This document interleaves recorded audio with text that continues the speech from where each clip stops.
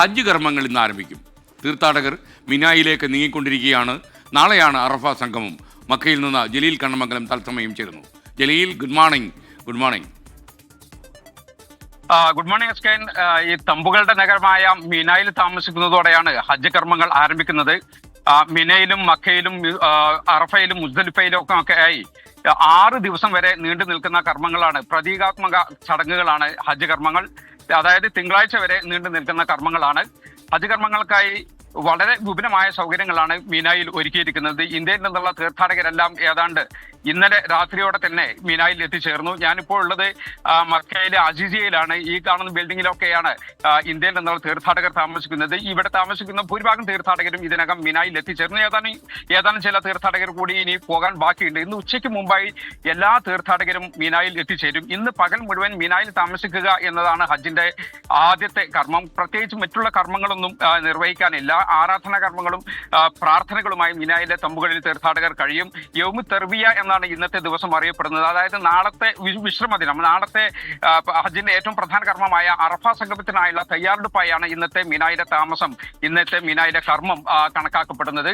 ഇന്ന് രാത്രിയോടെ തന്നെ നാളെ നടക്കുന്ന അറഫ സംഗമത്തിനായി തീർത്ഥാടകർ മിനായിൽ നിന്ന് യാത്ര തിരിക്കും. അതായത് നാളെയാണ് ഹജ്ജിന്റെ ഏറ്റവും പ്രധാനപ്പെട്ട കർമ്മമായ അറഫ സംഗമം. നാളെ ഉച്ച മുതൽ വൈകുന്നേരം സൂര്യൻ അസ്തമിക്കുന്നതിനെ അറഫയിൽ കഴിയുന്ന തീർത്ഥാടകർ പാപമോചന പ്രാർത്ഥനകളുമായും മറ്റു ആരാധനാ കർമ്മങ്ങളുമായും കഴിയും. അതിനുശേഷം നാളെ രാത്രി മുസ്ദലിഫയിലേക്ക് നീങ്ങും. മുസ്ദലിഫയിലെ തുറന്ന മൈതാനത്തായിരിക്കും നാളെ രാത്രി തീർത്ഥാടകർ കഴിയുക.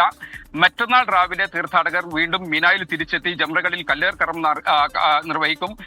അതായത് വെള്ളിയാഴ്ച പെരുന്നാൾ ദിവസം, വെള്ളി, ശനി, ഞായർ, തിങ്കൾ ദിവസങ്ങളിൽ ഈ മിനായിൽ താമസിച്ച് ജംറകളിൽ കല്ലേർ കർമ്മം നിർവഹിച്ച് തീർത്ഥാടകർ കർമ്മങ്ങൾ അവസാനിപ്പിക്കും. നല്ല ചൂടാണ് ഇപ്പോൾ ഇവിടെ അനുഭവപ്പെടുന്നത്. 47 ഡിഗ്രി സെൽഷ്യസ് വരെ ചൂട് അനുഭവപ്പെടുമെന്നാണ് കാലാവസ്ഥാ നിരീക്ഷണ കേന്ദ്രം അറിയിച്ചിരിക്കുന്നത്. എന്നാൽ വളരെ വിപുലമായ സൗകര്യം തീർത്ഥാടകർക്ക് സൗദി ഗവൺമെന്റ് ഒരുക്കിയിട്ടുണ്ട്. 1,60,000 അതായത് 1.6 ലക്ഷം ടെന്റുകൾ, 20 ലക്ഷത്തിലേറെ ചതുരശ്ര മീറ്ററിൽ ടെന്റുകൾ മിനായിൽ ഒരുക്കിയിട്ടുണ്ട്.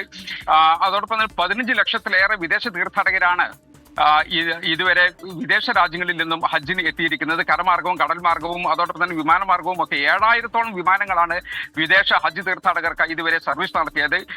സൗദി രാജാവിന്റെ അതിഥികളായി 100-ലധികം രാജ്യങ്ങളിൽ നിന്നുള്ള 2400-ഓളം തീർത്ഥാടകരും ഇത്തവണ ഹജ്ജിന് എത്തിയിട്ടുണ്ട്. ഇന്ത്യയിൽ നിന്ന് ഇത്തവണ ഹജ്ജ് നിർവഹിക്കുന്നത് 1,32,000-ഓളം തീർത്ഥാടകരാണ്. ഇതിൽ 1,22,000-ഓളം തീർത്ഥാടകർ ഹജ്ജ് കമ്മിറ്റി വഴിയും 10,000-ഓളം തീർത്ഥാടകർ സ്വകാര്യ ഗ്രൂപ്പുകൾ വഴിയുമാണ് ഹജ്ജ് നിർവഹിക്കുന്നത്. എന്നാൽ ഇന്ത്യയുടെ ഹജ്ജ് കോട്ട ശരിക്ക് 1,75,000-ആണ്.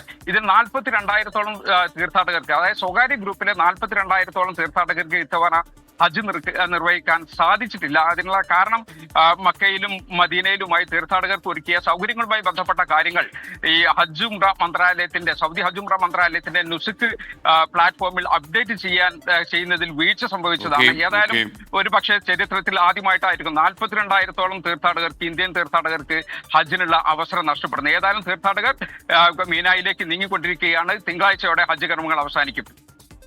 Okay, thank you. ജലീൽ കണ്ണമംഗലമാണ് മക്കയിൽ നിന്നും തത്സമയം ചേർന്നത്. മക്കയിൽ ജലീൽ കണ്ണമംഗലം തുടരും.